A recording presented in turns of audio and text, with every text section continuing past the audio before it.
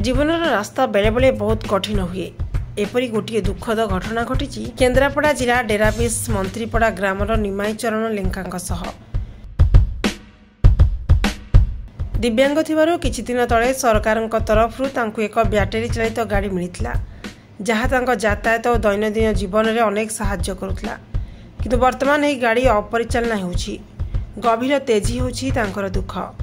गाड़ी चलबारे असुविधा होथारु तांकु घरु बाहरिबा हॉस्पिटल को जिबा बाजार चलिबा समस्त काम अवरोध होइछि।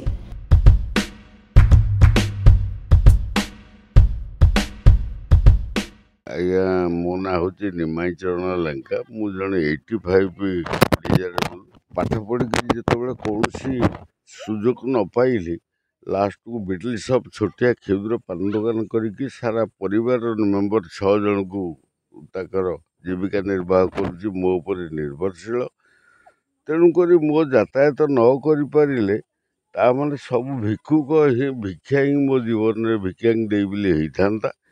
जाओ मो शिक्षागत योग्यता देखी मो प्रमाण पत्र कलेक्टर देखिक मत गोटे रेड क्रॉस प्रथम सहायता किसी देते। एटा हूँ आज की 10 वर्ष पूर्व 15 वर्ष पाखापाखि हम देते। तापर मत कहले तुम डीएसी लोन नतुआ नहीं गोटे यूडीआई स्कीम रे ये जो यूडीआई नुहे माने एक्स्ट्रा बहुत इंटरेस्ट कम रे से मत देते। ता मध्य परिशोध कौन बैंक रे बा कौन जगह डिफल्टर ना मत बेसी भल पाती गोटे ट्रेड देते माने कम इंटरेस्ट रे गोटे लोन। तापर मु विभिन्न प्रकार जिनस ये कर इंदिरा आवास घर भी देती।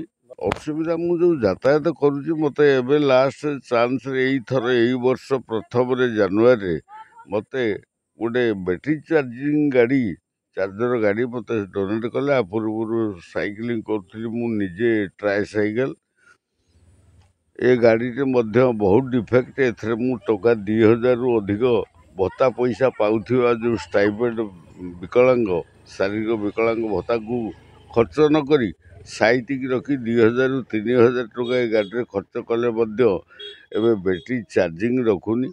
ए बाबद आम डेराबिस ब्लॉक रो जो माने रेकर्ड तैयारी करिक जहाँ जरिया वीडियो सार काउंटर साइन करेंगे ताकर ना हूँ दीपक बाबू।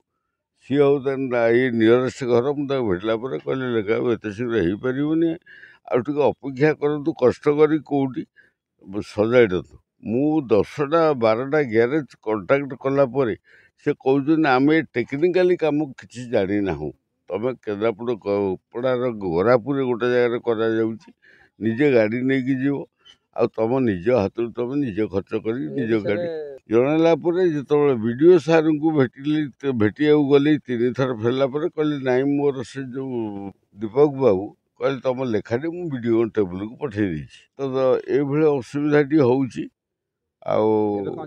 एवं चाहूँ ये गाड़ी रिटर्न कर मत गोटे आउ गोटे नूतन गाड़ी जो यूपी आलमिको कंपनी दौची जिला स्तरीय 100 रु 150 200 ये गाड़ी को सही अवस्था नहीं रिटर्न करदेवी। मत गोटे नूतन जान मिले ताल मो यातायात संभवपर हम नतुआ ना मु सिक बेड से घरे शज्या साई हो पड़ा छड़ा अन्य उपाय नहीं।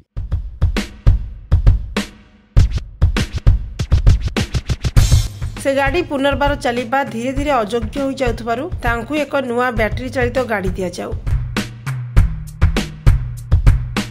ए दाबीर सहित से अधिकारी और प्रशासन नजर आकृष्ट करि आछुंती। सरकार और संपर्कित विभाग पाखरे मध्य निमाई चरण लेंका दाबी करिसेंती शीघ्र एक नुआ गाड़ी दिया जाऊ जहाँ तांको जीवन में आउ एक आशा आनी परिबो। अपरपटे आम डेराबिस ब्लॉक उन्नयन अधिकारी प्रतिक्रिया रखिलु हेले तांकर अनुपस्थित जगू कौन प्रतिक्रिया मिल पारि नाही। केन्द्रापड़ा प्रफुल्ल कुमार मलंग रिपोर्ट आवाज मीडिया।